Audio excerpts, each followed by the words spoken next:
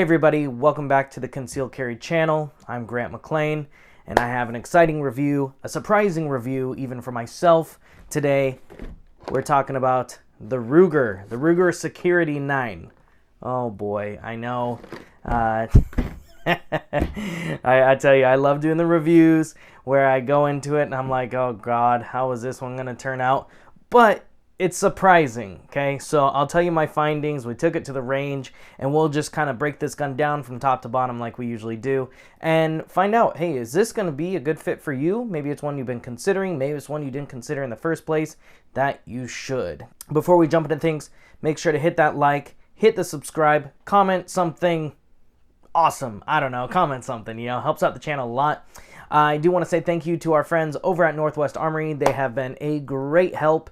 If you do need to get a gun, go to nwarmory.com. You can order your gun there and have it shipped to your local FFL. If you don't see it on the website, make sure to keep an eye on there as guns are coming in daily. Okay, so I've had a couple people go, hey, I went on the website, it wasn't available. Just keep an eye out. It's kind of tough right now with the whole COVID pandemic and everything, but they are getting them in. If you do happen to go into the store, tell them that Grant McLean over the Concealed Carry channel sent you. Of course, they're going to make sure to take very good care of you and give a couple pets to Khaki. He's such a good boy. He deserves them. The other folks I want to say thank you to is X-Hunt Targets. X-Hunt Targets has been helping me out with these targets. They helped me design the target that we use for the channel. I've received a lot of love and compliments about these targets, both at the range and from folks commenting. They do really like them. X-Hunt is finishing up their voting for their next target, and you get a chance to basically vote on which one you think they should come out with next. And it's similar to like Kickstarter, where you get a big discount if you decide that you want to buy, in a way. You decide that you want to kind of hold your spot in line for the target. They say, hey, if you go ahead and put $1 down, we'll give you 30% off when the targets go on sale. So might not be a bad idea for you if you're looking for some awesome targets. So again, great job, you guys, what you're doing at X-Hunt. I love it. I love my targets. Great stuff. And that's xhunttargets.com that you can get over there and vote. Okay, so let's jump into this review. Let's pop the box open and show you what this would be like as if you were to buy this at the gun store and bring it home. Nothing too fancy. We got the cardboard box here. Sitting on top of that cardboard box, we're going to have your manual. We're going to have some paperwork, a couple pieces from the NRA, and a little bit of thank you, and of course, a little bit of propaganda. Hey, go buy more Ruger stuff. So we got that stuff sitting on top. Toss that aside. And we have your firearm right here wrapped up in the plastic bag. So let's go ahead, get that out of the bag. All right. Remove that safety flag. There it goes. And we got this kind of funky little rubber band here. All right. This isn't a piece of broccoli, so we don't need that. All right. So here we go. Now you can kind of see why I thought, okay, this looks like a big, banana with a handle on. I mean, look how kind of chunky this looks. But, we'll go into the slide and the grip and how this handles, at the range, but you can kind of see that, you know what I mean? It kind of has that banana shape to it as well, kind of funky. So go ahead, drop that mag, all nice and empty, clear. So we got your lock in the box, and we have another 15 round mag. So we'll go ahead and set this fun stuff aside. Let's talk about this gun. Now, Ruger says that this is a standard size, whatever that means, okay? But being that it has a 4-inch barrel, okay, has a 4-inch barrel and a 15 round capacity, well, I'm going to say that this is a compact size. So if you're looking in the compact sizes like a P320 compact, you're looking at an MC2C, you're looking at the Glock 19, somewhere in there. Obviously, there's a ton of different compacts. You got the CZs, you got the HKs. Pretty much everybody does a compact. But Ruger says it's standard size. Realistically, if you're looking at a compact, you're going to be looking at this size here. So it's a 9mm double stack, 15 rounds in the mag, 1 in the chamber. Like I said, the barrel length on this is 4 inches. The length on this is 7 inches. The height is 5 inches, and the width is 1.25 inches. And with the mag empty, this is going to weigh in at 1 pound, 7.3 ounces. All right. Now, in this configuration we have here today, this has a MSRP of $379. So this is a fairly low priced option for a compact 9mm. So let's do what we usually do and start off at the top and kind of work our way down, go over some of the features, benefits, pros, cons, so on and so forth. So let's start off with these sights up top here. Now, the way that this one is configured is it has the polymer sights. Now, these sights are similar to a Glock, where it's a U shape on the rear, white dot in the front. Now, Ruger does make a configuration called the Pro, and it's not like a Pro series, it's called the Pro. And that has metal tritium sights. Both of these are dovetail adjustable sights. I didn't adjust them, as I told you in the range. So, I would probably drift them left or right a little bit to suit your liking as far as that goes. But I know that there are some aftermarket sights that you can also put on there. So high vis sights, tritium sights, so on and so forth. So there's stuff out there for that if that's something you want to do. As far as the slide goes, it looks really bulky. I keep saying it looks like a banana with a handle on it, But realistically, it looks front heavy, but it really is well balanced, the gun itself. And it does have some front weight to it, but I didn't find that when shooting, that front weight was a problem. More so, I almost felt like that helped with the actual recoil, keeping that nose down and the muzzle flipping. I do like the serrations on this. They kind of remind me of the Springfield XDM, where they're not very deep into the slide, but they're really wide. So there's not really any sharp edges to them, but you can get a nice positive purchase and manipulate that slide easily. And I do like the front serrations there. The spring on this is really quite light too. So if I had somebody ask me, they said, "Hey Grant, I have kind of weak wrists or fingers, carpal tunnel, so on and so forth, whatever it might be, but I want to have a double stacked 9mm in a compact size," depending on their budget, of course, if they were like, "Hey, I want to spend, between $350 and $400, whatever," I would say this is a fantastic choice to look at. So, if you're kind of going from, say, the Shield EZ, and now you want to have something a little bit bigger, you don't want to spend money the lightest slide ever is this bad boy here. This is the STI XC, and this is just the silliest thing ever when it comes to that slide. But you know what I mean? It's kind of a niche gun as far as that goes. So, jumping from $380 to, $4,300. Little bit of a jump, right? So back to this. It's a light slide. It's easy to manipulate. I have not really many complaints other than maybe the aesthetics of it. It does say Security 9 right here. Almost looks like it's laser etched in there. You might not even be able to see. You can see it under certain light angles there. And I don't know if that was intentional. If you're looking for something that looks kind of ghost in there where you can barely see it, you'll like it. If you want something that's going to stand out a little bit more, you're going to wish that it did stand out a little bit more. You can get a optic insert for that rear sight. Or, of course, you could always talk to your local gunsmith and have them do a milling on it if you so chose. But you can get a insert for a optic plate, and I believe those are going to fit the Burris Fast Fires and the Vortex. On the back side of the slide here, you can see kind of the internal hammer there. So when that's kind of cocked back in a way, you can see that hammer coming back, and then when you pull the trigger, you'll see it go forward there. So I wouldn't say that that is a indicator per se, because it is kind of hard to see that, versus when you look at the HK and you can see that little pin sticking out, or you're looking at the Springfield, you really see that pin sticking out.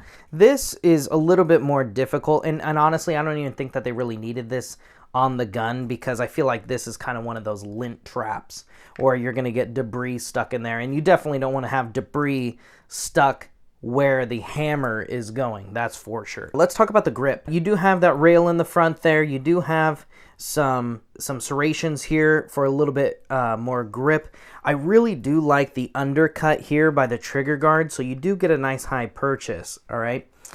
This angle, I really do like. It is very similar to a 1911 angle. So I like the Smith & Wesson angle too a lot, and that reminds me of a 1911 as well. And it's very natural. You just kind of press your hand out, and where you press to, you can almost see that those sights are just perfectly aligned with that, with how you press out that gun, okay? So it's very natural, almost like you're shaking the hand and just straight out. I do really like that. The grip is kind of fat though. It's not as blocky as, say, a Glock, but it is a little fat. And the thing I didn't like about this grip and the width of it, so this gun is 1 1/4 inches wide. Some guns, when they're 1 1/4 inches wide, it's just like a piece of it is 1 1/4, and the rest of it has a bunch of different curves to it and things like that. This gun, from a side view, is just like a block. It's 1 1/4 inches like the whole way around. This is kind of a little difficult to explain without having, you here with me and the gun in your hand, but because this gun is so blocky, it's weird. It's like kind of rounded, but it's blocky at the same time, is when you go to put your hand and get a real nice high positive purchase into the gun, your knuckle ends up being over this front piece, like right here.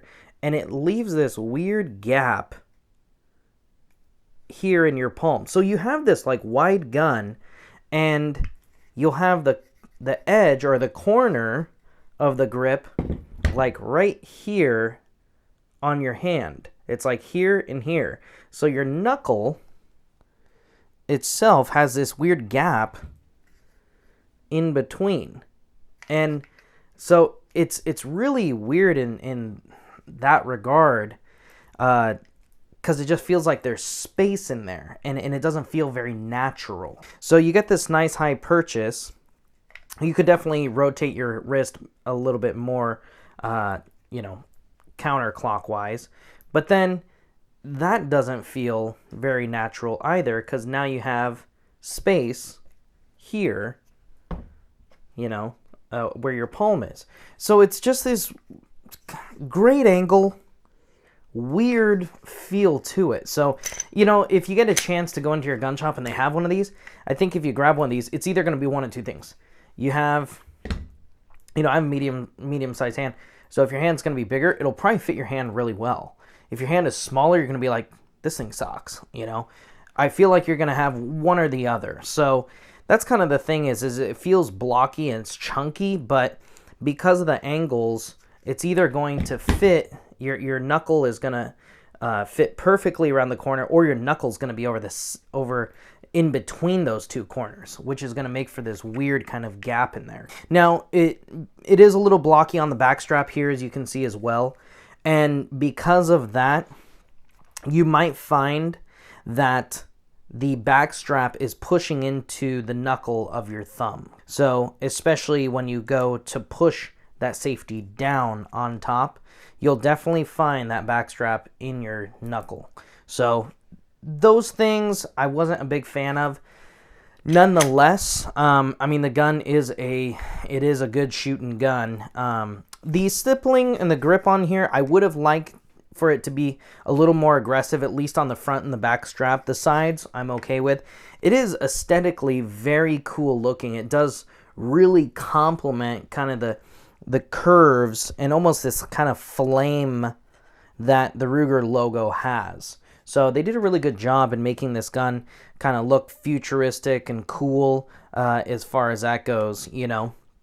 So I do like that. As far as the magazine goes and how you'll see, they did finish off the magazine, the base of that, with the grip really well. It doesn't look like a copy-paste item. Looks like whomever designed that did a very good job at doing what they were supposed to do. The controls on here, the thumb safety is really small and it is stiff. So disengaging the safety, not too bad, but re-engaging the safety is kind of funky. It's not like a nice 1911 safety where you can take that and you can, you know, flick that back and forth with your thumb, you know, no problem, right? It's nice, big, easy to get to, right? This one is pretty small. It's easy to disengage, and then but re-engaging it is not the easiest. The slide lock release lever here, it's a little small. It's easy to get to because the safety is smaller, I will tell you that. And it's a little stiff, so there's no magazine in here. It's a little stiff there, all right?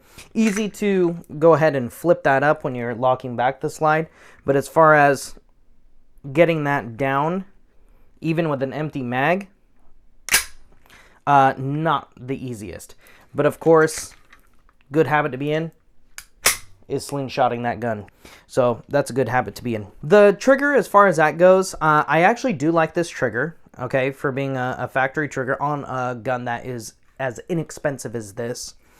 It does have the safety here on the trigger. The safety is wide on the trigger, and I do like that. So that way, if you're a person who doesn't get, you know, a lot of your finger onto the trigger, you're going to be able to disengage that safety just fine.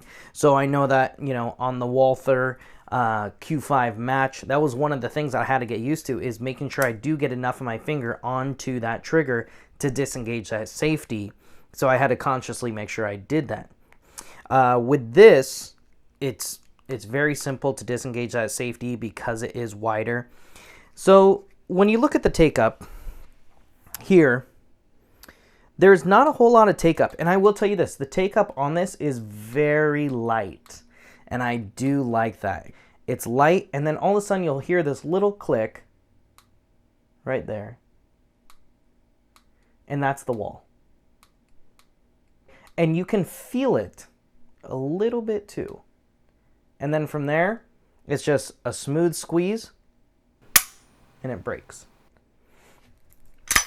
The reset is nothing to write home about. However, it is audible, it feels good, and it's not that long. It's like it's not all the way out like you'll see on some. Right there. So it is a crisp trigger break. And the trigger, so it's kind of interesting because I'll find that on some guns, the take-up is going to have some tension to it. And it's almost like you have the same amount of tension, that 5-pound trigger pull, all the way through the take-up, and then you hit the wall, and then it just snaps, right? This is a little different because that take-up almost takes nothing, it has like no weight to it. You hit the wall, and then it has a smooth, like a heavy trigger pull. So you have this light take-up, and then it has this heavy kind of trigger pull to it. It's a heavier trigger pull than I feel with a Glock or the CZ, or really any of the other polymer pistols as far as that goes. But that take-up is much lighter. So the take-up's lighter, you hit the wall, and then it's a little bit heavier trigger pull, but then it snaps super fast. So I actually like the trigger.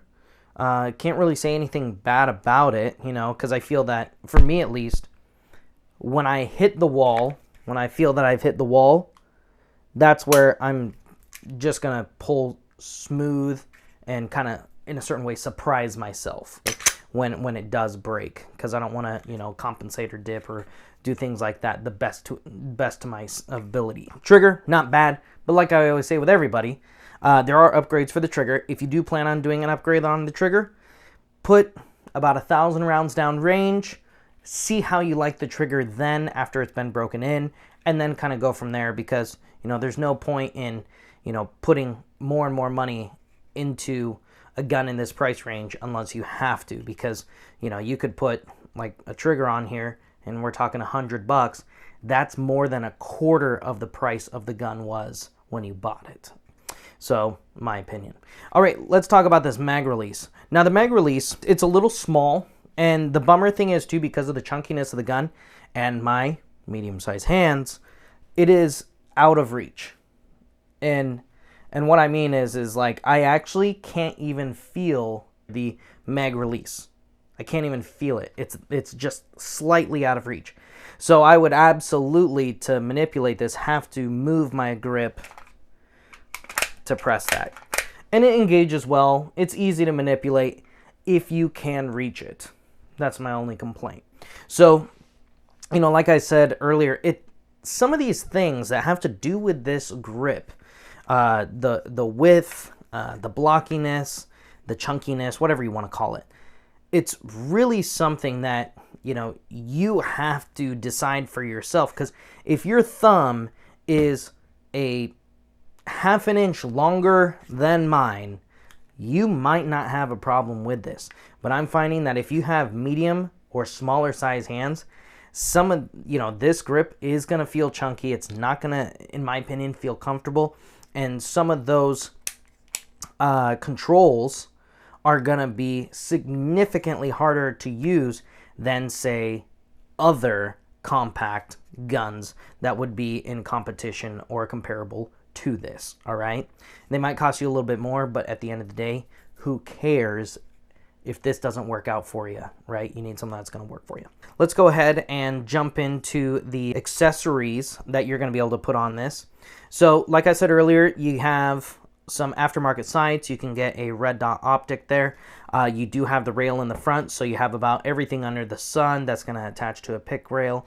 The magazines, though, they don't make extended magazines for this, unfortunately, but at the same time, I don't feel that this is going to be one of those guns that people are going to be, you know, having these huge base plates. It's not a competition gun by any means either, so, you know, I don't think that there's necessarily a market for that. So you do have to be okay with this having 15 rounds, which is, you know, I mean, that's a high capacity gun. As far as barrels go and guide rod springs and things like that, there's stuff out there that you can get. There's not a huge amount of manufacturers that are making things for this gun, but the ones that are, I feel that they do a good job. And I've looked at those aftermarket products, and I've looked at their reviews, and it seems that they do a good job. The only thing that I've seen that wasn't the greatest reviews was the factory replacement sights. They make some that are like different colors, and they're polymer too, but, you know, at the same time, how much can you expect out of a polymer sight? You know what I mean? So that's my opinion. I feel that most people, when they do decide that they're going to upgrade their sights, they're going to go metal. They're not going to go plastic, you know, as far as that goes. But, you know, $379, that's not a bad price for what I feel that you're getting. There's room for improvement. I feel that if you can spend a little bit more, you know, raise your budget by about, maybe 10 to 50% more, maybe. You know, you can spend an extra $30 or an extra $50. You might be able to get into some guns that you might like a little bit more, especially if you're looking at something with, say, a larger safety or something with a little bit more ergonomic of a grip, something not as chunky. So I'm not going to say that this is a bad gun for some folks. You know, if you have the right size hands, I almost feel like it just comes down to having the right size hands for this gun. I think that this can be a good fit for those folks in this price range.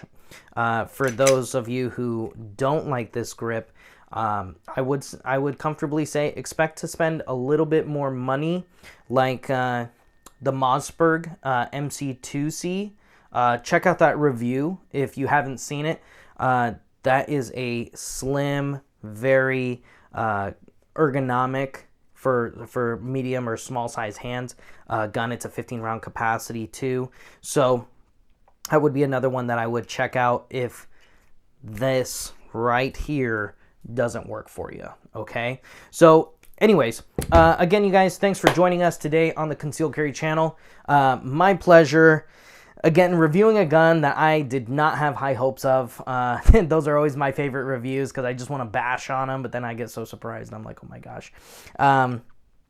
Leave a comment in the comment section there. If you have one of these guns, if you've considered one of these guns, what are those things that you do and don't like about it? As far as if you own it, if you've considered one, did you buy it? Why? If you didn't buy it and you went with something else, that helps out the community of viewers who are considering buying this for their own personal protection or to protect their family. So that's a big plus. Go ahead and hit that like and subscribe. That helps out the channel immensely. If you need a gun, go to nwarmory.com. The folks over at Northwest Armory have been awesome to us. We want to make sure that they're awesome to you, and they will ship to your local FFL, so check them out. And then also I want to say thank you again to the folks over at X-Hunt Targets, xhunttargets.com. They have been amazing. We've got a chance to design this custom target with them for the channel, and they've just done a fantastic job. So if you want to get some awesome reactive targets, go to xhunttargets.com. They are awesome. Other than that, you guys, thanks so much for joining us for the review on the Ruger Security 9. It has been an absolute pleasure discovering things that I do and don't like about this gun. And I hope that this information will help you make a well-educated decision on whether or not this is going to be a good fit for you. All right? So we will see you next time.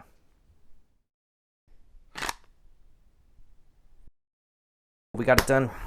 Yes, we did. What we do it for the tube. That YouTube, we do it for you. The Ruger. How you feel about this gun? It was kind of funny. Like when I held it and I saw it for the first time, I was like, it looks like a banana with a handle. This is gonna be stupid. I was surprised in how it actually performed. Well, I like doing these reviews on it from guns that I think are gonna be pieces of shit, and then they end up surprising me. Those are more fun.